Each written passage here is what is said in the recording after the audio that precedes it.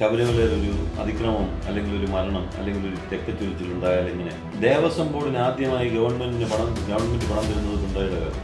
Case supreme കോടതി case കൊടുത്തവരല്ലേ ആദ്യം പിടിക്കുന്നത്. പിണറായി പാർട്ടി സെക്രട്ടറി ആയി കഴിഞ്ഞപ്പോൾ ജീവനക്കാരെല്ലാം പിരിച്ചുവിട്ട് ഇത് സമൂഹത്തിന്റെ കയ്യിലോട്ട് കൊടുത്ത് പിണറായി വിജയൻ ഒറ്റ പ്രാവശ്യം ദേഷ്യപ്പെടേണ്ടി വന്നിട്ടില്ല. അതാണ് എന്റെ പ്രത്യേകത. പിണറായി വിജയനെ ചൊലിപ്പിച്ചു. സ്ത്രീ പ്രവേശനവുമായിട്ട് ബന്ധപ്പെട്ട് നമ്മൾ സംസാരിക്കുമ്പോൾ അപ്പോൾ അവിടെ സർക്കാർ എടുത്തിരിക്കുന്ന ഒരു ശക്തമായ നിലപാട്, സ്ത്രീപക്ഷ നിലപാട് എന്ന് പറയുന്ന ഒരു നിലപാട് അവരെടുക്കുകയും അതേസമയത്ത് തന്നെ ദേവസ്വം ബോർഡ് പ്രസിഡന്റായിരുന്ന അങ്ങ് ഒരു മൃദു സമീപനം ആണ് അപ്പോൾ സ്വീകരിച്ചിരുന്നത്. ഭക്തരോടൊരു ഇത് ചെയ്തിരുന്നു. അപ്പൊ ഈ ഭക്തരുടെ സർക്കാരിൽ നിന്നുള്ള ഒരു സമ്മർദ്ദം, ഭക്തരുടെ ഒരു ശകാര വർഷങ്ങൾ, അതുകൂടാതെ ഒരു ചില പ്രലോഭനങ്ങളുമായിട്ട് ചില രാഷ്ട്രീയ പാർട്ടികൾ എത്തിപ്പെടുന്നു. അപ്പൊ ഇതെല്ലാം കൂടി ഒരു സമ്മർദ്ദത്തിലായി ശരിയായിട്ടും ഒരു മുൾക്കിരീടമായിരുന്നോ ചേട്ടനെടുത്ത് അണിഞ്ഞത് ഈ ദേവസ്വം ബോർഡ് പ്രസിഡന്റ് എന്ന സ്ഥാനത്ത് നിന്നുകൊണ്ട്? എല്ലാവരും പറയുന്നത് അങ്ങനെയാണ്. കാരണം ഇതൊരു മുൾക്കിരീടമായിരുന്നു, അങ്ങനെ പേരുദോഷം കിട്ടും. ഞാൻ അങ്ങനെ ചിന്തിക്കുന്ന ആളല്ല. ഓരോരുത്തരും അവരവരുടെ ധാരണ വെച്ച് കാര്യങ്ങളെ കാണുന്നവരാണ്. ഇപ്പം ഞാനിപ്പോൾ നമ്മുടെ ഈ ടീപ്പോയുടെ മുകളിൽ 1 കിലോ സ്വർണ്ണം എടുത്തു വെക്കുക. ആ 1 കിലോ സ്വർണം നമ്മളൊരു സ്വർണം പണിയുന്ന ഒരാളിനെ കാണിച്ചാൽ അത് പണിഞ്ഞ് കടയിലൊക്കെ വെച്ച് കൊടുത്തു കഴിഞ്ഞാൽ എത്ര രൂപ ലാഭം കിട്ടും എന്ന് അദ്ദേഹം ആലോചിക്കും. ഒരു സ്ത്രീയെ കാണിച്ചാലോ ഇതുകൊണ്ട് എന്തുമാത്രം ആഭരണം ഉണ്ടാക്കിയിടാൻ കഴിയുമെന്ന് ആലോചിക്കും. ഇത് തന്നെ ഒരു കള്ളനെ കാണിച്ചാലോ ഇതെങ്ങനെ അടിച്ചു മാറ്റാൻ പറ്റുമെന്ന് ആലോചിക്കും. അപ്പം സ്വർണത്തിന് വ്യത്യാസമില്ല. അപ്പം മനുഷ്യന്റെ അവരവരുടെ മനസ്സിന്റെയും കാഴ്ചപ്പാടിന്റെ അടിസ്ഥാനത്തിലാണ് ഈ വിലയിരുത്തൽ നടക്കുന്നത്. എന്നെ സംബന്ധിച്ച് ഞാനൊരു എനിക്ക് ടെൻഷനൊക്കെ ഉണ്ടായിട്ടുണ്ട്. കാരണം എങ്ങനെയായി തീരും ശബരിമലയിലെ ഒരു പ്രശ്നം. അപ്പോൾ ശബരിമലയായിട്ട് ഏറ്റവും കൂടുതൽ ബന്ധമുള്ള ഒരാൾ പ്രസിഡന്റായിട്ടിരിക്കുന്നു. ആ സമയത്ത് ശബരിമലയിൽ ഒരു അതിക്രമം അല്ലെങ്കിൽ ഒരു മരണം അല്ലെങ്കിൽ ഒരു രക്തച്ചൊരിച്ചിലുണ്ടായാൽ എങ്ങനെ, ആ ടെൻഷൻ എനിക്കുണ്ടായിട്ടുണ്ട്. അതുണ്ടാവാതിരിക്കാൻ ഞാൻ ആദ്യം ശ്രമിച്ചിട്ടുണ്ട്. അതിൽ വെളിയിൽ കാണുന്ന പോലല്ല മുഖ്യമന്ത്രി പിണറായി വിജയൻ അക്കാര്യത്തിൽ എടുത്ത ഒരു നിലപാട്. അത് ഭരണഘടനാപരമായിട്ടാണ് മുഖ്യമന്ത്രിയായി ചുമതലയേറ്റെടുത്തതെന്നുള്ളത് കൊണ്ട് സുപ്രീം കോടതി വിധി മാനിക്കാനും അത് നടപ്പിലാക്കാനും അദ്ദേഹത്തിന് ബാധ്യതയുണ്ട്.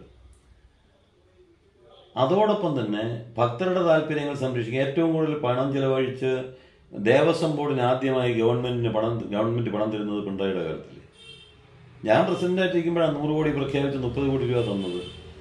ഇവരൊക്കെ പ്രചരിപ്പിക്കുന്നത് പോലെ 1 രൂപ. പക്ഷെ അത് ശരിയായിട്ടും ശബരിമലയുടെ ആദായം കുറഞ്ഞതുകൊണ്ടല്ലേ അങ്ങനെ ചെയ്യേണ്ടി? അല്ലല്ല, ഒരിക്കലും അങ്ങനെയല്ല. ശബരിമലയിലെ ആദായം കുറഞ്ഞതുകൊണ്ട് മാത്രമല്ല, ഈ കോവിഡിന്റെയും വെള്ളപ്പൊക്കത്തിന്റെയും ഒക്കെ പ്രശ്നം ഉണ്ടായിക്കഴിഞ്ഞപ്പോൾ അടിയന്തരമായി പമ്പ ശരിയാക്കാൻ നേരിട്ട് ഇടപെട്ടത് പിണറായി വിജയനാണ്. കേരളത്തിന്റെ മുഖ്യമന്ത്രി എന്നുള്ള നിലയ്ക്ക് അദ്ദേഹം ഇടപെട്ടത്. അതുപോലെ തന്നെ പണം തരാൻ സഹായിച്ച അദ്ദേഹമാണ്. ഇത് ഇപ്പൊ പ്രചരിപ്പിക്കുന്ന എന്താ, ദേവസ്വം സ്വത്തുക്കളൊക്കെ ഗവൺമെന്റ് കൊണ്ടുവന്നു. തിരുവിതാംകൂർ ദേവസ്വം ബോർഡിന്റെ 2 വർഷത്തെ പ്രസിഡന്റ് എന്നുള്ള നിലയ്ക്ക് ഞാൻ പറയാം, 1 നയാ പൈസ ദേവസ്വം ബോർഡിന്റെ ഫണ്ട് ഏതെങ്കിലും ഒരു ഗവൺമെന്റുമായി ബന്ധപ്പെട്ട സ്ഥാപനത്തിൽ നിക്ഷേപിക്കുന്നില്ല. യൂണിയൻ ബാങ്കോ ധനലക്ഷ്മി ബാങ്കോ സിൻഡിക്കേറ്റ് ബാങ്കോ ഈ ബാങ്കുകളിലല്ലാതെ മറ്റൊരു ബാങ്കിലും 1 പൈസ ഡെപ്പോസിറ്റ് ചെയ്തിട്ടില്ല, ചെയ്യേണ്ട കാര്യമില്ല. പക്ഷെ പ്രചരിപ്പിക്കുന്ന എന്താ, നിങ്ങൾ സ്വാമി ശരണം എഴുതിയിട്ടാൽ മതി. അതിപ്പോൾ കാണുന്നുണ്ടല്ലോ. കാരണം ഞാനൊരു പ്രസ്ഥാനത്തിന്റെ ഭാഗമായി നിൽക്കുകയാണെങ്കിൽ ഞാനൊന്നും ചെയ്യണ്ട, എനിക്കെല്ലാം അംഗീകാരവും കിട്ടും. ഇവിടെ ഇപ്പോൾ നിരവധിയായിട്ടുള്ള പ്രശ്നങ്ങൾ എടുത്തു നോക്കാം. ക്ഷേത്രങ്ങളിൽ പൈസ ഇടണ്ട. ഞാൻ ചോദിക്കട്ടെ, 5000 ചില്ലാനും ജീവനക്കാരില്ലേ? 5000 ചില്ലാനും പെൻഷൻകാരില്ലേ? 10-12,000 വരുന്ന പെൻഷൻകാരും ജീവനക്കാരുമായിട്ടുള്ള ദേവസ്വം ബോർഡിലെ ആൾക്കാർക്ക് കഞ്ഞി കുടിക്കണമെന്നുള്ളത് ചിന്തിക്കണ്ടേ? ദേവസ്വം ബോർഡിൽ പണം വന്നാലല്ലേ അവർക്ക് ശമ്പളവും പെൻഷനും കിട്ടുള്ളൂ. ആരെ ദ്രോഹിക്കാൻ വേണ്ടിയിട്ടാണ് ഇവരത് പറയുന്നത്? അപ്പൊ അതൊക്കെ ഒരു നല്ല രീതിയല്ല, നല്ല രാഷ്ട്രീയമല്ല. നമ്മള് ഇപ്പൊ ചേട്ടൻ പറഞ്ഞതുപോലെ ഇപ്പൊ കോടതി വിധി വന്നത് കൊണ്ടാണ് ഞങ്ങൾ ഇങ്ങനെ ഒരു സമീപനം എടുക്കേണ്ടി വന്നത്, ഇടതുപക്ഷത്തിന് അങ്ങനെ ഒരു നിലപാട് എടുക്കേണ്ടി വന്നതെന്ന് പറയുകയുണ്ടായി. അപ്പൊ അങ്ങനെ പറയുമ്പോൾ അതേ സമയത്ത് ഈ ശബരിമല വിഷയത്തിൽ ഉണ്ടാകുന്ന കോടതി വിധിയുടെ അതേ സമയത്ത് തന്നെ പള്ളിയെ സംബന്ധിച്ച് ഒരു കോടതി വിധിയും വന്നിരുന്നു. പക്ഷെ പള്ളിയെ സംബന്ധിച്ചുള്ള കോടതി വിധി തിരിഞ്ഞു നോക്കാതിരിക്കുകയും ഈ അമ്പലത്തിനെ സംബന്ധിച്ചുള്ള കോടതി വിധി അത് കർക്കശമായി നടപ്പാക്കണം എന്ന ദൃഢനിശ്ചയത്തോടെ ഇറങ്ങിത്തിരിക്കുകയും ചെയ്തു എന്ന് ഒരു ആരോപണം അന്ന് ഉയർന്നു വന്നിരുന്നു. അതിനെക്കുറിച്ച് എന്താ പറയാനുള്ളത്? ഇല്ല, അതല്ല പ്രശ്നം. അതിനകത്ത് അങ്ങനെ നടപ്പിലാക്കാൻ ശ്രമിച്ചതല്ലല്ലോ. അവിടെ ഉണ്ടായിട്ടുള്ള പ്രശ്നങ്ങളുമായി ബന്ധപ്പെട്ട് സുപ്രീം കോടതിയുടെ വിധി, എത്രയോ കാലമായിട്ട് കേസ് പറഞ്ഞ, ഞാൻ അതുകൊണ്ടാണ് പറഞ്ഞത്, ഇടതുപക്ഷ ജനാധിപത്യ മുന്നണി ഭരിക്കുമ്പോൾ തന്നെയാണല്ലോ ആദ്യത്തെ വിധി വന്നത്. ആ സുപ്രീം കോടതിയുടെ വിധി നടപ്പിലാക്കാൻ അന്നത്തെ LDF ഗവൺമെന്റ് ശ്രമിച്ചു. ഇപ്പോൾ വന്നപ്പോൾ LDF ഗവൺമെന്റ് പറഞ്ഞു സുപ്രീം കോടതി വിധിയാണ്, മറ്റൊരു തീരുമാനം ഉണ്ടാകുന്നതുവരെ യഥാർത്ഥത്തിൽ പിന്നെ ദേവസ്വം ബോർഡ് സാവകാശ ഹർജി കൊടുക്കാനാണ് തീരുമാനിച്ചത്. എന്താ കാരണം? അവിടെ സ്ത്രീകൾ വരുന്നതിനെ സംബന്ധിച്ച് അവിടുത്തെ ഒരു അവസ്ഥ, ഈ പറഞ്ഞ പോലെ സ്ഥലപരിമിതി ഉൾപ്പെടെയുള്ള കാര്യങ്ങളും കാനനക്ഷേത്രം എന്നുള്ള നിലയ്ക്കുള്ള പ്രശ്നങ്ങളും, ഇതെല്ലാം കൂടെ പരിഗണിച്ചുകൊണ്ടുള്ള തീരുമാനം മാത്രമേ നമ്മൾ എടുത്തിട്ടുള്ളൂ. അല്ലാതെ ആരോപിക്കപ്പെടുന്നത് പോലെ അല്ലെങ്കിൽ രാഷ്ട്രീയ നേട്ടങ്ങൾക്ക് വേണ്ടിയിട്ട് ഉപയോഗിക്കുന്നത് പോലെ അവിടെ LDF ഗവൺമെന്റ് ആരും ഒന്നും ചെയ്തിട്ടില്ല. അങ്ങനെയാണെങ്കിൽ ആ കേസ്, സുപ്രീം കോടതി കേസ് കൊടുത്തവരല്ലേ ആദ്യം പിടിക്കേണ്ടത്, അവരല്ലേ ആദ്യം മറുപടി പറയേണ്ടത്. അവർ കൊടുത്ത കേസിനകത്ത് വിധി വന്നതിനെ പറ്റിയാണല്ലോ ഇവിടെ പലർക്കും തർക്കം.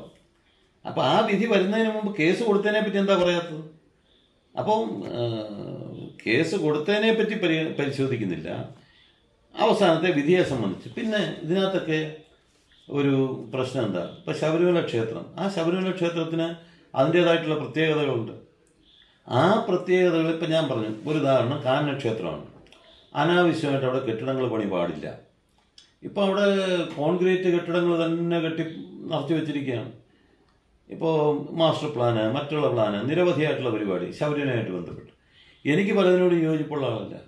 കാരണം ഇപ്പോൾ ശബരിമലയുമായിട്ട് ബന്ധപ്പെട്ട് ഒരു ഉദാഹരണം പറയാം. രാഷ്ട്രീയക്കാർ 2 വർഷം മാത്രമേ പാടുള്ളൂ. അത് ഏത് രാഷ്ട്രീയം ആയിക്കോട്ടെ, ഇപ്പൊ BJP, പിന്നെ 2 ആക്കി, കോൺഗ്രസ് ആയിക്കോട്ടെ, CPM ആയിക്കോട്ടെ, ഏത് പാർട്ടി ആയിക്കോട്ടെ.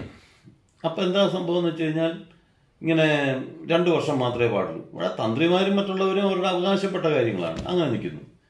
പക്ഷെ അല്ലാതുള്ള ചുമതലക്കാർ എത്രയോ വർഷമായി അവിടെ നിൽക്കുന്നവരുണ്ട്. ഉദ്യോഗസ്ഥരായിട്ടും മറ്റ് ചുമതലക്കാരായിട്ടും വന്ന് നിൽക്കുന്നവർ എത്രയോ കാലമായിട്ട് അവിടെ നിൽക്കുന്നുണ്ട്.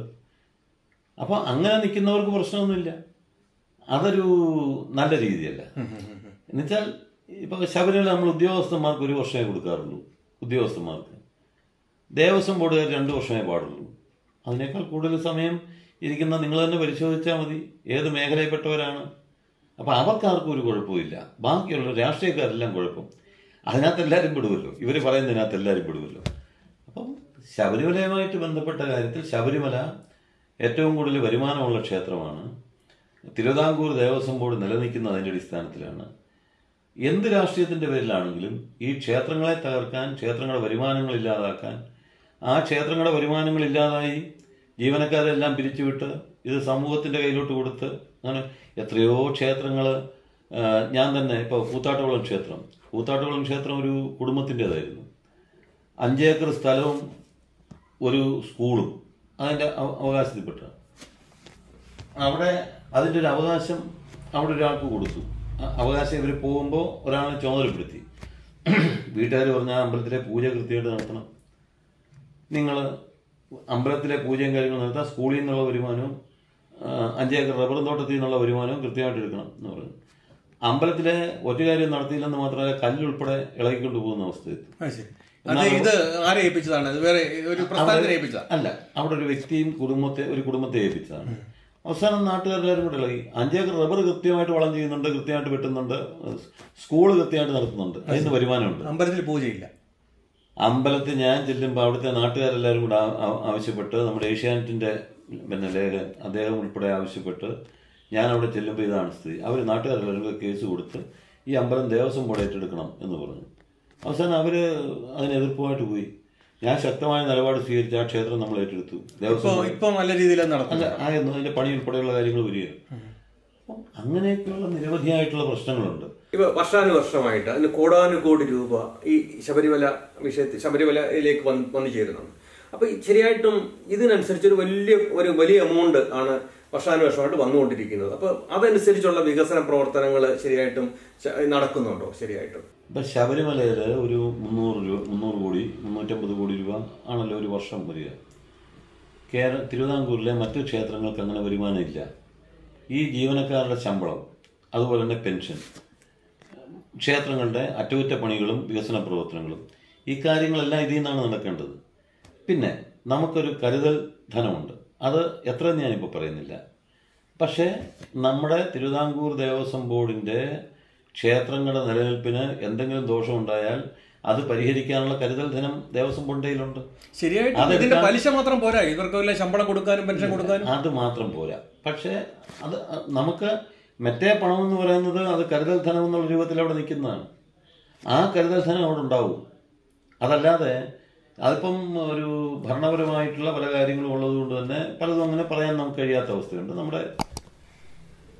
പക്ഷേ ഇതൊന്നും അറിയാതെ ചില ആൾക്കാർ വളരെ വ്യാപകമായിട്ടുള്ള പ്രചരണം, എന്നാ പിന്നെന്താ തുറന്നു പറഞ്ഞാൽ നിത്യം ഞങ്ങളാണ് അവകാശികൾ, ഞങ്ങളാണ് തന്ത്രിമാർ, തന്ത്രി പറയുന്നതിനേക്കാൾ വലിയ വിലയാണ് നിങ്ങൾ പറയുന്നതെന്നുള്ള മട്ടിൽ നിലപാട് സ്വീകരിച്ചു കഴിഞ്ഞാൽ പിന്നെ ഒന്നും പറയാനില്ല അതിനകത്ത്.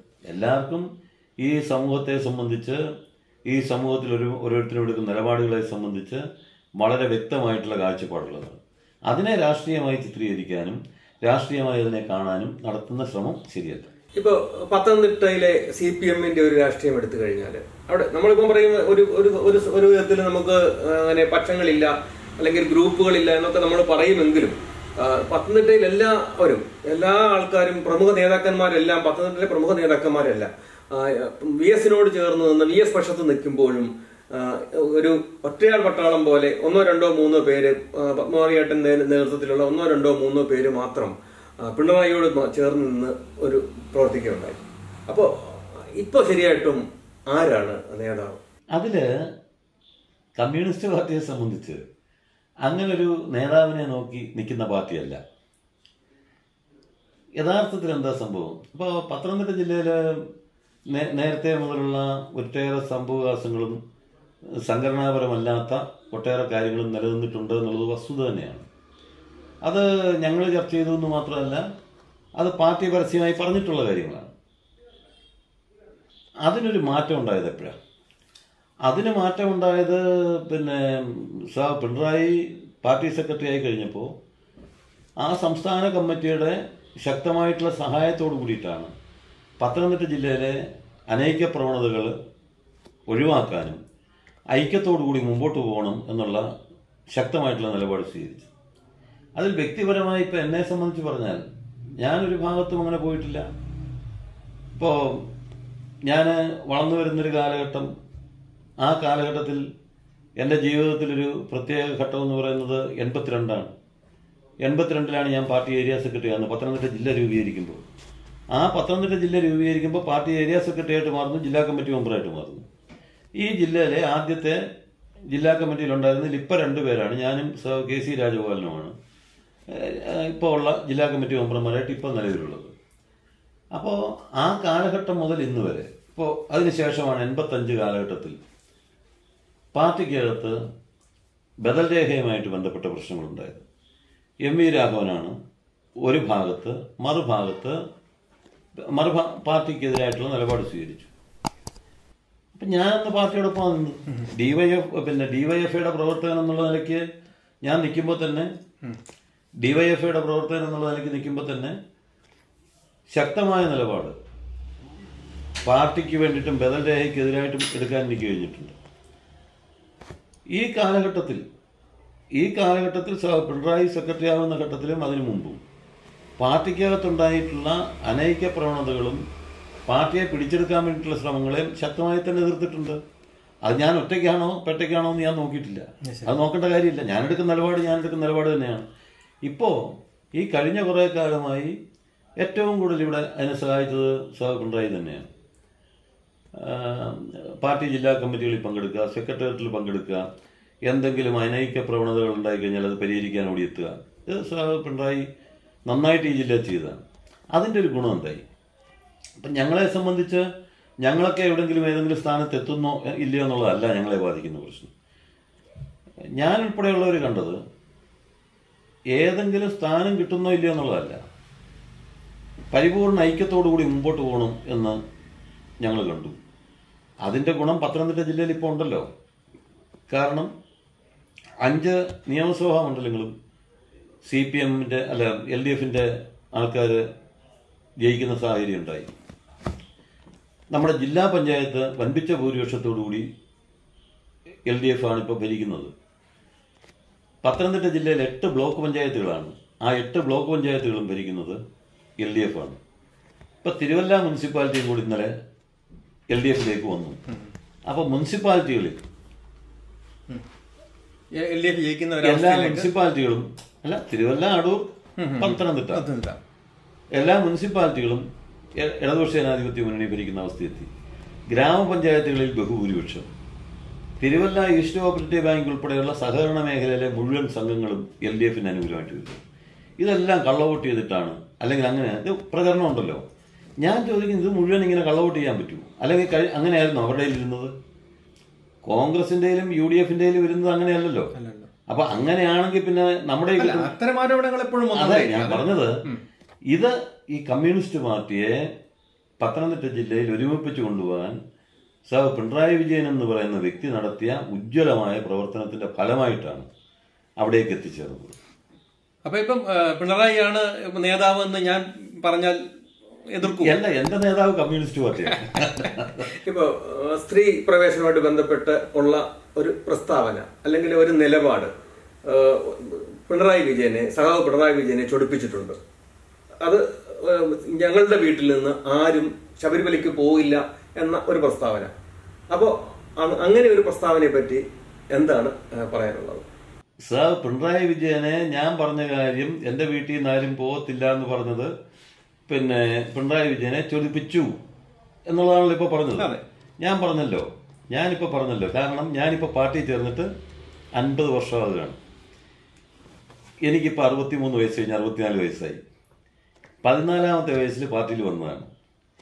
ഈ 14 വയസ്സ് മുതൽ പിന്നെ 96 വരെ, 58 മുതൽ 96 വരെയാണ് എൻ്റെ അച്ഛൻ എന്നോടൊപ്പം ഉണ്ടായിരുന്നത്. ഞാൻ ഉണ്ടായപ്പോൾ മുതൽ 96 വരെ എന്ന് വെച്ചാൽ 38 വർഷമാണ് എൻ്റെ അച്ഛൻ എൻ്റെ കൂടെ ഉണ്ടായിരുന്നത്. സാർ, പിണറായി വിജയൻ 50 വർഷമായിട്ട് എൻ്റെ കൂടെ ഉണ്ട്. എൻ്റെ അച്ഛൻ 38 വർഷത്തിനിടയ്ക്ക് 38,000 പ്രാവശ്യം എന്നോട് ദേഷ്യപ്പെട്ടിട്ടുണ്ട്. എൻ്റെ അമ്മ 38,000 പ്രാവശ്യം എന്നോട് ദേഷ്യപ്പെട്ടിട്ടുണ്ട്. പിണറായി വിജയൻ ഒറ്റ പ്രാവശ്യമേ ദേഷ്യപ്പെടേണ്ടി വന്നിട്ടില്ല. അതാണ് എൻ്റെ പ്രത്യേകത. അതാണ് എൻ്റെ പ്രത്യേകത. പക്ഷേ ഇപ്പോൾ അതിനകത്ത് ഒരു കാര്യം കൂടെ പറയാം. ഞാൻ എൻ്റെ ജ്യേഷ്ഠതുല്യനോ അതല്ലെങ്കിൽ അതിനപ്പുറമോ കാണുകയും സ്നേഹിക്കുകയും ചെയ്യുന്ന ആളാണ് സഖാവ് പിണറായി. അതൊരു വ്യക്തിനിഷ്ഠവാദത്തിന്റെ പ്രശ്നമല്ല. പിണറായി എന്നോട് എന്ത് നിലപാട് സ്വീകരിക്കുന്ന എന്നെ ബാധിക്കുന്ന പ്രശ്നമല്ല. പിണറായി ചിലപ്പോൾ എന്നെ ശത്രുവായിട്ട് കണ്ടെന്നിരിക്കാം, എന്നെ ബാധിക്കുന്ന പ്രശ്നമല്ല. ചോദിച്ച പോലെ അദ്ദേഹം വഴക്ക് പറഞ്ഞു, അത് വഴക്ക് പറയാൻ അവകാശമുള്ള ആളല്ലേ. ഞാൻ അതുപോലെ സ്നേഹിക്കുകയും ബഹുമാനിക്കുകയും ചെയ്യുന്ന എൻ്റെ ഗുരുതുല്യനായി കാണുന്ന ഒരാൾ എന്നെ എത്ര വേണേ വഴക്ക് പറയാൻ അദ്ദേഹത്തിന് അവകാശമുണ്ട്. അപ്പം എൻ്റെ തെറ്റ് തിരുത്താൻ അദ്ദേഹത്തിന് ബാധ്യതയില്ലേ? ആ തെറ്റ് തിരുത്താൻ അദ്ദേഹം ശ്രമിച്ചിട്ടുണ്ട്. അപ്പം ഞാൻ പറഞ്ഞത് അദ്ദേഹത്തിൻ്റെ മനസ്സെന്താ എനിക്കറിയേണ്ട കാര്യമില്ല. ഞാൻ എന്തായാലും എൻ്റെ ഗുരുതുല്യനായി കാണുന്ന ആൾ തന്നെയാണ് സഖാവ് പിണറായി വിജയൻ. അതേതായാലും വിടാനും ഉദ്ദേശിച്ചിട്ടില്ല. കോന്നിയിലെ ഒരു നല്ല MLA ആയിരുന്നു. അതുപോലെ തന്നെ ദേവസ്വം ബോർഡ് പ്രസിഡന്റ് എന്ന നിലയിൽ ഭക്തന്റെ കണ്ണീര് വീഴാതിരിക്കാനും അവിടെ ശബരിമലയിൽ വെടിവെപ്പ് പോലുള്ള സംഭവങ്ങൾ ഉണ്ടാകാതിരിക്കാനും അങ്ങേയറ്റം പരിശ്രമിച്ച ഒരു ദേവസ്വം ബോർഡ് പ്രസിഡന്റ് ആയിരുന്നു അങ്ങ്. അതുപോലെ പാർട്ടിയിലെ സമ്മർദ്ദം ഉണ്ടായിരുന്നു. എല്ലാം ഉണ്ടായിട്ടും അതിനെയൊക്കെ നേരിട്ടുകൊണ്ട് ഈ ഒരു നിലപാടെടുത്ത് പോയിക്കൊണ്ടിരിക്കുകയായിരുന്നല്ലോ. പക്ഷെ അങ്ങനെയൊക്കെ ശക്തനായി ഒരു നേതാവായിരുന്നിട്ടും അങ്ങക്ക് പിന്നീട് ആ ദേവസ്വം ബോർഡ് പ്രസിഡന്റിന് ശേഷം അങ്ങ് എന്തെങ്കിലും ഒരു പൊസിഷനിലേക്ക് കണ്ടില്ല. കഴിഞ്ഞ നിയമസഭാ ഇലക്ഷനിലും അങ്ങയുടെ പേര് പരിഗണിച്ചതായി ശ്രദ്ധയിൽ പോലും പെട്ടതുമില്ല. എന്താണ് ഇതിന് ഉള്ള കാരണം എന്ന് തോന്നുന്നത്? പൊതുപ്രവർത്തനം എന്ന് പറയുന്നത് ഇതുപോലുള്ള സ്ഥാനമാനങ്ങൾക്ക് വേണ്ടിയിട്ടാണെന്നുള്ള ധാരണയുണ്ട്. എന്നെപ്പോലുള്ളവർ അങ്ങനെ ഒരു ധാരണയിലല്ല. ഞാനിപ്പോൾ ആഗ്രഹിക്കുന്നത് എന്താ വെച്ചാൽ, ഇപ്പം നമ്മുടെ പാർട്ടിയിൽ 75 വയസ്സ് ഇപ്പോൾ ലിമിറ്റ് ചെയ്തിട്ടുണ്ട് പാർട്ടി ഘടകങ്ങളിൽ. അതിനേക്കാളൊക്കെ മുമ്പേ റിട്ടയർ ചെയ്യണമെന്നുള്ള ആഗ്രഹമാണ്. പാർട്ടി പ്രവർത്തനത്തിൽ നിന്നല്ല, അത് തുടർന്ന് പോകണം, ജീവിതകാലം മുഴുവൻ തുടരണം. നമ്മളൊരാൾ മാറിക്കൊടുത്താൽ ഒരാൾക്ക് പുതിയൊരാൾക്കൊരു സ്ഥാനം കിട്ടുമെങ്കിൽ അത് കിട്ടട്ടെ എന്നുള്ള മാനസികാവസ്ഥക്കാരനാണ്. ഇവിടെ ഇപ്പോൾ എൻ്റെ ജീവിതത്തിൽ ഞാൻ കാണുന്നത് ഇത്രയും കാലമായിട്ടും വേറൊന്നും ആയില്ലല്ലോ എന്ന് പറയുമ്പോൾ, ഞാൻ 5 വർഷം MLA ആയിരുന്നു, ദേവസ്വം ബോർഡ് പ്രസിഡന്റ് ആയിരുന്ന ആളാണ്. അത് ഞാൻ ഈ കീച്ചമ്പറമ്പിലെ ഒരു വ്യക്തി എന്നുള്ള നിലയ്ക്കോ അല്ലെങ്കിൽ ഒരു ഇതായിട്ടല്ലല്ലോ. ഞാൻ കമ്മ്യൂണിസ്റ്റ് പാർട്ടിയുടെ ഭാഗമായതുകൊണ്ടാണ്. പിന്നെ ഞങ്ങളുടെ കുടുംബത്തെ സംബന്ധിച്ചൊരു കാര്യം പറയാം. ഞങ്ങളുടെ കുടുംബത്തെ സംബന്ധിച്ച് ഇന്ത്യൻ പ്രധാനമന്ത്രി ആകുന്നതിനേക്കാൾ സന്തോഷമാണ് ദേവസ്വം ബോർഡ് പ്രസിഡന്റ് ആകുക എന്നുള്ളത്. അത് മറ്റൊന്നും കൊണ്ടല്ല. ഞങ്ങളുടെ കുടുംബം ദേവസ്വവുമായിട്ടും ശബരിമലയുമായിട്ടും അതുപോലെ ബന്ധപ്പെട്ടാണ്. അച്ഛൻ്റെ അനന്തരര്, ഞങ്ങൾ മക്കള്, ഞങ്ങളെല്ലാവരും ശബരിമലയുമായി ബന്ധപ്പെട്ടാണ് ഞങ്ങളുടെ ഉപജീവനം പണ്ട് കഴിച്ചിട്ടുള്ളത്. സ്വാഭാവികമായി തന്നെ മറ്റെന്താകുന്നതിനേക്കാളും അത് 2 വർഷമായി ഇരിക്കാൻ കഴിഞ്ഞു എന്നുള്ളത് ഏറ്റവും ഒരു വലിയ ഭാഗ്യമായി തന്നെ കരുതുന്ന ആളാണ് ഞാൻ. അപ്പം അതുകൊണ്ട് അതാണ് ഞാൻ കാണുന്ന ഭാഗ്യം. എന്തില്ല എന്നുള്ളതിനെ പറ്റിയല്ല, എന്തായി എന്നുള്ളതിനെ പറ്റിയാണ് ഞാൻ കാണുന്നത്. പന്തളത്തു നിന്ന് തിരുവാഭരണവും ചുമന്നുകൊണ്ട് ശബരിമലയിൽ എത്തിക്കുന്ന ഗംഗാധരൻ പിള്ള ചേട്ടനെ ഈ എല്ലാ പ്രാവശ്യവും അവിടെ നടയിലേക്ക് ഇത് എത്തിച്ചു കഴിയുമ്പോഴത്തേക്ക് അദ്ദേഹത്തെ എവിടെയെങ്കിലും തെള്ളി മാറ്റി നിൽക്കുകയും ഈ നടയില് മറ്റുള്ളവരൊക്കെ സ്ഥാനം ഉറപ്പിക്കുകയും ചെയ്യുന്ന ഒരു അവസ്ഥയുണ്ടായിരുന്നുവെന്നും ആ അവസ്ഥയിൽ ഗംഗാധരൻ പിള്ള ചേട്ടനെ പിടിച്ച് കൊണ്ടുവന്ന് ഭഗവാന്റെ മുന്നിൽ നിർത്തി തൊഴിയിക്കുന്ന ഒരവസ്ഥ, അങ്ങനെയൊക്കെ ഒരു സംഭവം പറഞ്ഞു കേട്ടിട്ടുണ്ട്. അതന്ന് മാത്രമല്ല പലപ്പോഴും ഉണ്ടായിട്ടുള്ള ചില സംഭവങ്ങളുണ്ട്. ഗംഗാധരൻ പിള്ള ചേട്ടൻ ഇപ്പൊ 90 വയസ്സാകുക. എത്രയോ വർഷമായിട്ട് ആ മനുഷ്യൻ ഇതും തലച്ചുമടായിട്ട് കൊണ്ടുപോവുക. അവിടെ വന്ന് 18ാം പടിക്ക് മേലെ കയറി കഴിഞ്ഞാൽ കുറെ അധികാരികളും കുറെ ഉദ്യോഗസ്ഥന്മാരും പിന്നെ വേറെ ചില ആൾക്കാരുണ്ടല്ലോ, എല്ലാ അധികാരം രാഷ്ട്രീയക്കാർ മാത്രമൊന്നുമല്ല, പിന്നെ അവരാണ് അവകാശികൾ. അപ്പം ഞാൻ നോക്കിയപ്പം ഈ മനുഷ്യൻ അതുകൊണ്ട് തലച്ചുമട് അങ്ങോട്ട് കൊണ്ട് കൊടുത്തിട്ട് അയാളെ എല്ലാവരും കൂടെ പിടിച്ചങ്ങ് മാറ്റുകയാണ്. അദ്ദേഹത്തെ പോലെ പ്രായമുള്ളൊരു മനുഷ്യൻ. ഞാൻ കെട്ടിപ്പിടിച്ച് ആ മനുഷ്യനെ പിടിച്ച് മുമ്പിൽ നിർത്തി. ഞാൻ പറയും ഗംഗാധരൻ പിള്ള ചേട്ടൻ. അപ്പോൾ എല്ലാവരും കൂടെ പറഞ്ഞു പ്രസിഡന്റ് അവിടെ നിൽക്കും. ഞാൻ പറയും പ്രസിഡന്റ് അല്ല നിൽക്കുന്നത്, ഇദ്ദേഹത്തിനാണ് അവകാശം. അങ്ങനെ അദ്ദേഹത്തെ പിടിച്ചവിടെ നിർത്തി. അദ്ദേഹം പൊട്ടിക്കരഞ്ഞു എൻ്റെ അടുത്ത്. അത് കഴിഞ്ഞിട്ടുള്ള പ്രാവശ്യം അങ്ങേര് വന്നിട്ടുള്ളപ്പോഴും അല്ലെങ്കിൽ ആ സമയത്തെല്ലാം അവർക്കാണ് അവകാശമെന്ന് കാണുകയും അതിന് പ്രാമുഖ്യം കൊടുക്കുകയും ചെയ്ത ആളാണ്. അതുപോലെ തന്നെ പന്തളം കൊട്ടാരത്തിൽ നിന്ന് വരുന്നവർക്ക് ശബരിമലയിൽ അവകാശമുള്ളതല്ലേ, പിതൃസ്ഥാനീയരല്ലേ. അപ്പം ആ ശബരിമല വരുമ്പോൾ പന്തളം കൊട്ടാരത്തിൽ നിന്ന് വരുമ്പം അവർക്ക് അർഹതപ്പെട്ട സ്ഥാനം കൊടുക്കാൻ എനിക്ക് ബാധ്യതയുണ്ട്. ഞാൻ ദേവസ്വം ബോർഡ് പ്രസിഡന്റ് എന്നുള്ള എനിക്ക് അല്ല, ഞാൻ ദേവസ്വം ബോർഡ് പ്രസിഡന്റ്. കൊട്ടാരത്തിൽ നിന്ന് അവിടുന്ന് പിന്നെ പന്തളത്തു നിന്നൊക്കെ വരുന്ന ഒരു ജീവനക്കാർ അങ്ങനെ കാണാൻ ഞാനില്ല. അതുപോലെ തന്നെ തിരുവിതാംകൂർ കൊട്ടാരത്തിൽ ഇന്നിപ്പോൾ മകരവിളക്കിൻ്റെ ദിവസം, മകരസംക്രമത്തിൻ്റെ സമയത്ത് ശബരിമലയിൽ നടക്കുന്ന പൂജ, ആ പൂജയ്ക്ക് നെയ്യഭിഷേകത്തിനെടുക്കുന്ന നെയ്യ് തിരുവിതാംകൂർ കൊട്ടാരത്തിൽ ഞാൻ ഒരു പ്രാവശ്യം പോയപ്പോൾ തമ്പുരാട്ടി എൻ്റെ പറഞ്ഞു, ഇങ്ങനെ അവൻ കുളിച്ചിട്ട് വരികയാണ്, പശുവിനെ കറക്കാനാണ്, ശബരിമലയിലേക്കുള്ള നെയ്യ് കൊടുത്തയക്കണ്ടേ പത്മാറെ. പശുവിനെ കുളിപ്പിച്ച് നിർത്തിയിട്ട് ഇയാൾ പശുവിനെ കറക്കുന്നവർ പോയി കുളിച്ചിട്ട് വന്ന് ശുദ്ധവൃത്തിയോടുകൂടി നെയ്യ് ഉണ്ടാക്കി അതാണ് അവിടെ കൊടുത്തയക്കുന്നത്. അപ്പോൾ ഞാൻ പ്രസിഡൻ്റായി കഴിഞ്ഞപ്പം മകരവിളക്കിന് ആദ്യത്തെ 2017 ഇവരവിടെ നിന്ന് കൊണ്ടുവന്ന് ഇത് കൊടുത്തിട്ട് ഇവരങ്ങ് തള്ളി മാറുകയാണ്. അപ്പം ഞാൻ ചോദിച്ചു, തിരുവിതാംകൂർ കൊട്ടാരത്തിൽ നിന്ന് വന്നവരെവിടെ പോയി? അവരവകാശം വെച്ചിട്ട് വരികയല്ലേ അവർ? എന്നുവെച്ചാൽ തിരുവിതാംകൂർ കൊട്ടാരമാണല്ലോ ഈ പന്തളം കൊട്ടാരത്തിൽ നിന്ന് ശബരിമല ക്ഷേത്രം ഉൾപ്പെടെയുള്ള സ്ഥലങ്ങൾ പിന്നെ കടം കയറിയിട്ട് അവർക്ക് പ്രശ്നങ്ങൾ വന്നപ്പം തിരുവിതാംകൂർ കൊട്ടാരമാണ് അത് ഏറ്റെടുത്തത്. ശബരിമല ക്ഷേത്രം തീ പിടിച്ച സമയത്ത് അതിൻ്റെ പുതുക്കി പണിയാൻ വേണ്ടി തീരുമാനിച്ചതും നടപ്പിലാക്കിയതും തിരുവിതാംകൂർ കൊട്ടാരമാണ്. തിരുവിതാംകൂർ കൊട്ടാരക്കാർ ആ പണി നടത്തുമ്പോഴാണ് ഇപ്പോഴത്തെ വിഗ്രഹം അത് വാർത്തത് തിരുവനന്തപുരത്ത് ചന്തമുക്കിന് വെച്ചിട്ട്. ആ വിഗ്രഹം ഉൾപ്പെടെ ഉണ്ടാക്കി ശബരിമല ക്ഷേത്രം പുതുക്കി പണിഞ്ഞത് തിരുവിതാംകൂർ കൊട്ടാരക്കാരാണ്. അപ്പം അവർ വരുമ്പം അവരൊരു അവരുടെ ഒരു പ്രാർത്ഥനയ്ക്കോ അല്ലെങ്കിൽ അവരുടെ ഒരു വഴിപാട് നടത്താൻ വേണ്ടിയിട്ടാണ് വരുന്നത്. അപ്പം അവർക്ക് നിൽക്കാൻ സ്ഥലമില്ലെന്ന് പറഞ്ഞാൽ ഞാൻ അദ്ദേഹത്തെ പിടിച്ചവിടെ നിർത്തി. അദ്ദേഹം പറഞ്ഞിട്ടൊക്കെ, പത്മകുമാറെ, ഞാൻ 28 വർഷമായിട്ട് തിരുവിതാംകൂർ കൊട്ടാരത്തിൽ നിന്ന് നെയ്യുമായിട്ട് വരികയാണ്. ആദ്യമായിട്ടാണ് എന്നെ പിടിച്ച് മുമ്പിൽ നിർത്തി തൊഴുന്നത്. എനിക്ക് തൊഴാൻ അവസരം കിട്ടുന്നത് ഇപ്പോഴാണ്. ഇതൊക്കെ വലിയ ചാരിതാർത്ഥ്യമായിട്ട് തീർച്ചയായിട്ടും ഞാൻ അങ്ങനെ തന്നെ കാണുന്ന ആളാണ്. ഞാൻ അവിടെ പാവപ്പെട്ട ആൾക്കാർ, എൻ്റെ അച്ഛൻ്റെ കൂടെയൊക്കെ ഉണ്ടായിരുന്ന ഒട്ടേറെ ആളുകൾ, പ്രായം ചെന്ന ആളുകളുണ്ട്. അവരൊക്കെ ഞാൻ അച്ഛന് തുല്യമായിട്ട് കാണുന്നവരാണ്. തീർച്ചയായിട്ടും അതൊന്നും ഒരു വികാരത്തിന്റെ അടിസ്ഥാനത്തിൽ പറയുന്നതല്ല. ആറന്മുള നിയോജകമണ്ഡലത്തെ കുറിച്ച് പറയുകയാണെങ്കിൽ ഇവിടുത്തെ ബന്ധുബലം, അങ്ങേ പത്മകുമാറിയായിട്ടുള്ള ബന്ധുക്കളുടെ ഒരു ബലം നോക്കാമെങ്കിൽ തന്നെ ഒരു നല്ല ഭൂരിപക്ഷത്തിൽ ജയിക്കാവുന്ന ഒരു മണ്ഡലമാണ് ആറന്മുള. എന്തുകൊണ്ടാണ് ഈ കഴിഞ്ഞ തവണത്തെ ഇലക്ഷനൊന്നും പത്മകുമാറിയേട്ടന്റെ പേര് ഈ ആറന്മുള മണ്ഡലത്തിൽ പറഞ്ഞു പോലും കേൾക്കാതെ ഇരുന്നത്? അതാണ് പ്രശ്നം. ബന്ധുക്കൾ ഉള്ളത് കൊണ്ട് തന്നെയാണ് നിൽക്കാൻ പേടി. ബന്ധുക്കള് ഉള്ളത് കൊണ്ട് തന്നെയാണ് ഭയം. അല്ല, അതൊന്നുമല്ല. ഇതിനകത്ത് എന്താന്ന് പറയും, ഞാൻ നേരത്തെ പറഞ്ഞ പോലെയാണ്. ഇതിനകത്ത് നമ്മൾ ഓരോ കാര്യങ്ങൾ കാണുമ്പോൾ നമുക്കോരോ നിയോഗങ്ങൾ അല്ലെങ്കിൽ നമ്മുടെ ജീവിതത്തിൽ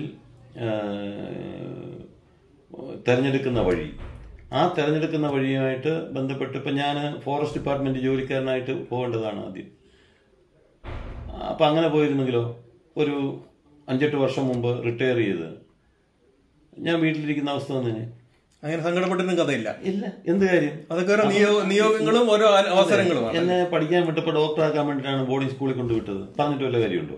അപ്പൊ എന്റെ നിയോഗം കമ്മ്യൂണിസ്റ്റ് പാർട്ടിയുടെ പ്രവർത്തനമാണ്, പാവപ്പെട്ടവരുടെ പ്രശ്നങ്ങൾ ഏറ്റെടുക്കലാണ്. അക്കാര്യത്തിൽ ദോഷമല്ലാത്ത പ്രവർത്തനം നടത്തിയെന്നുള്ളത് ഞാൻ ആരെയും ബോധ്യപ്പെടുത്താൻ ശ്രമിക്കാറില്ല. അങ്ങനെ ബോധ്യപ്പെടുത്തേണ്ട കാര്യമില്ല. ഞാൻ എൻ്റെ കാര്യത്തിൽ ഞാൻ സത്യസന്ധമായിട്ടാണ് പ്രവർത്തിക്കുന്നത്. ഇവിടെ എൻ്റെ കുടുംബത്തെ സംബന്ധിച്ച് എൻ്റെ കുടുംബത്തിൽ നിന്ന് ആരും കമ്മ്യൂണിസ്റ്റ് പാർട്ടിയിൽ ഉണ്ടായിരുന്നില്ല. ഞാൻ പ്രീ ഡിഗ്രിക്ക് പഠിക്കാൻ പോകുമ്പോൾ ആലപ്പുഴ എസ്.ടി. കോളേജിൽ ചേർന്നു. അമ്മയുടെ വീടാണ്. അവിടെ നിന്ന് പഠിക്കുമ്പം നേരത്തെ തന്നെ സിസ്റ്റിലൊക്കെ പഠിക്കുമ്പോൾ തന്നെ ഇടതുപക്ഷ പ്രസ്ഥാനങ്ങളോടൊരു ആഭിമുഖ്യം ഉണ്ടായിരുന്നു. അവിടെ ചെന്നപ്പോൾ അതിൻ്റെ പ്രവർത്തകനായിട്ട് മാറി. ഈ 73 മുതൽ 2022 വരെ ഉള്ള 49 വർഷക്കാലം സത്യസന്ധമായിട്ടും ആത്മാർത്ഥമായിട്ടും പ്രവർത്തിക്കാൻ കഴിഞ്ഞു എന്നുള്ളതാണ്. വർഷങ്ങളായിട്ട് ഈ 41 ദിവസത്തെ വ്രതം എടുക്കുന്ന ഒരു വീടാണിത്. ഇവിടുത്തെ അംഗങ്ങളെല്ലാം അങ്ങനെ എടുക്കുകയും ആ ഒരു ശബരിമല അനുഷ്ഠാനത്തോട് ചേർന്ന് നിൽക്കുകയും ചെയ്യുന്ന ഈ വീട്ടില് നിൽക്കുന്ന അങ്ങനെയാണ് ഇപ്പൊ ഇടതുപക്ഷത്തിൽ ഇങ്ങനെ നിൽക്കുന്നത്. ഇപ്പൊ ഞാൻ ചോദിക്കുകയാണ്, അങ്ങ് ശരിയായിട്ടും ഒരു ഈശ്വര വിശ്വാസിയാണോ? അതിലെന്താന്ന് വെച്ച് കഴിഞ്ഞാൽ ഈ ദൈവവിശ്വാസവും ദൈവവിശ്വാസം ഇല്ലായ്മയൊക്കെയുള്ളൊരു പ്രശ്നം. ഇതിനകത്ത് എന്താണ് യഥാർത്ഥത്തിൽ മനുഷ്യൻ കാണുന്ന രീതി, അതാണ് ഇതിനകത്തെ പ്രശ്നം. ഇപ്പോൾ ഇവിടെ വലിയ ഭക്തി അല്ലെ, ഭക്തിയുടെ പേരും പറഞ്ഞ് നടക്കുന്ന കുറേ ആൾക്കാരുണ്ട്. ഇവർക്കാർക്കെങ്കിലും അല്ലെങ്കിൽ ഇവരാരെങ്കിലും ഏതെങ്കിലും വിധത്തിലുള്ള ഈ കാര്യങ്ങളെ സംബന്ധിച്ച് ജ്ഞാനമുണ്ടോ? പല കാര്യങ്ങളിലും ഒരു ജ്ഞാനവും ഇല്ലാത്തവരാണെന്നുള്ളത് നമുക്ക് മനസ്സിലാവും. ഇപ്പോൾ ഉദാഹരണത്തിന്, ഇപ്പോൾ ഓരോ ദേവീദേവന്മാരുടെ അല്ലെങ്കിൽ ഇതിൻ്റെ മൂലമന്ത്രങ്ങൾ, അതല്ലെങ്കിൽ ഓരോ ദേവതാസങ്കല്പങ്ങളുമായിട്ട് ബന്ധപ്പെട്ട മന്ത്രങ്ങൾ, ഇത് ഞാൻ ഇപ്പോൾ മറ്റൊരു അഹങ്കാര വർത്തമാനമോ അല്ലെങ്കിൽ അങ്ങനെ കരുതണ്ട. ഈ വല്യപ്പൂപ്പൻ ശബരിമല മേശാന്തി ആയിരുന്നാളും ബ്രാഹ്മണനായിരുന്നതുകൊണ്ട് ആലപ്പുഴയിലെ ഞങ്ങളുടെ വീട്ടിൽ ഞങ്ങളുടെ ചെറുപ്പകാലത്ത് ഞങ്ങളെ പിടിച്ചിരുത്തി ഇതൊക്കെ പഠിപ്പിക്കുമായിരുന്നു. വല്യമ്മാവൻ പിടിച്ചിരുത്തിയിട്ട് ഗണപതിയുടെ മൂലമന്ത്രം എന്താ, ശനിയുടെ മന്ത്രം എന്താ, രാഹുവിൻ്റെ മന്ത്രം എന്താ എന്നൊക്കെ പറഞ്ഞിട്ട് ഈ ഓരോന്നും നമുക്ക് പറഞ്ഞ് അശ്വാരൂഢം എന്താ. അപ്പം ഇതൊക്കെ നല്ലതുപോലെ തന്നെ കണ്ട് പഠിച്ച് വന്നിട്ടുള്ളത് കൊണ്ട് തന്നെ ഈ അശ്വാരൂഢ മന്ത്രമൊക്കെ അറിയാമോ ശരിയായിട്ട്? അല്ല, അതുകൊണ്ടാണല്ലോ ഇങ്ങനൊരു ചുമതല ഏൽക്കേണ്ടി വന്നത്. അപ്പൊ ഞാൻ പറഞ്ഞത്, ഈ വിശ്വാസം എന്താണ്, വിശ്വാസക്കേട് എന്താണെന്നുള്ളതിനെ പറ്റി തന്നെ തർക്കമുണ്ട്.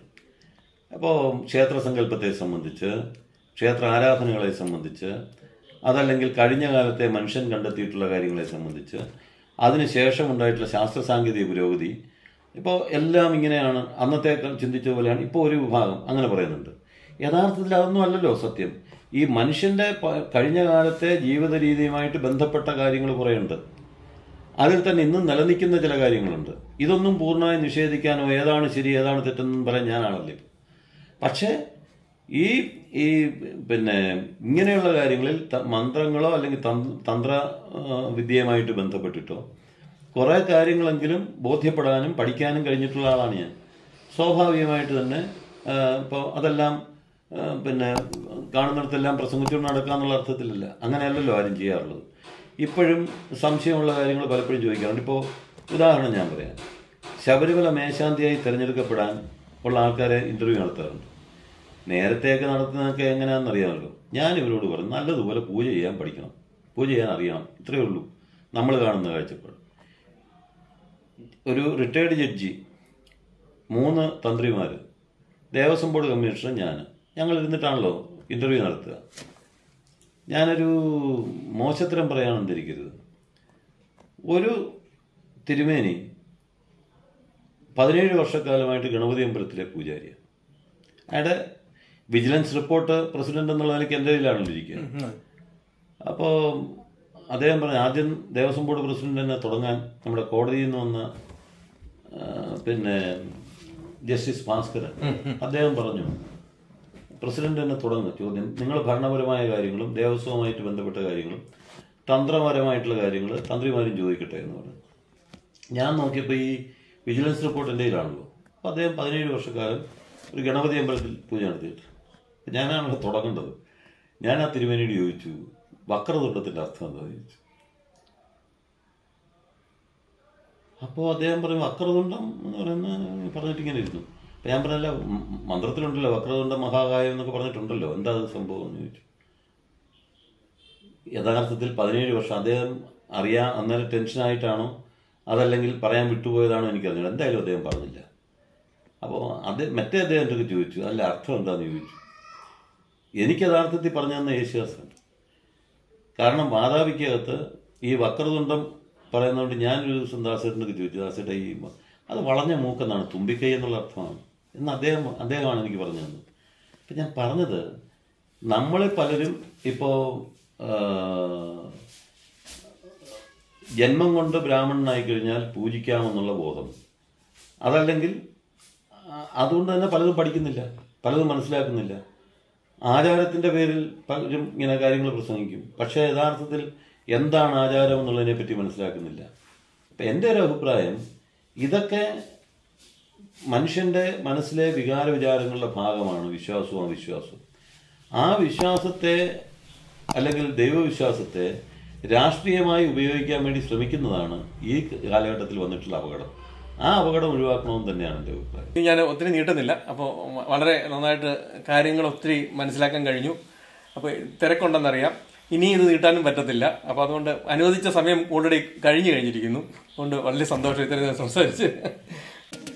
കാരണം നമ്മൾ ചെയ്യുന്ന തെറ്റാണെങ്കിൽ അയ്യോ ചേട്ടാ അത് കുഴപ്പമാണ്, അല്ലെങ്കിൽ അത് വേണ്ട. അപ്പോൾ അതുകൊണ്ട് ഒരു നടനും നടിയൊക്കെയാണെങ്കിൽ അങ്ങോട്ടും ഇങ്ങോട്ടും പരസ്പരം മുട്ടി ഉരുമിയൊക്കെ മനുഷ്യനല്ലേ ഇത്, അങ്ങനെയൊക്കെ സംഭവിച്ചു പോകുന്നു. എം.വി. രാഘവന്റെ ഒരു രാഷ്ട്രീയം എടുത്തു കഴിഞ്ഞാൽ എം.വി. രാഘവൻ ഒരു CMP നേതാവ് എന്നുള്ള നിലയിലാണ്. ഈ ശിക്ഷ ഞാൻ അനുഭവിക്കേണ്ടതല്ല, ഇത് മറ്റൊരു പെണ്ണ് അനുഭവിക്കേണ്ട.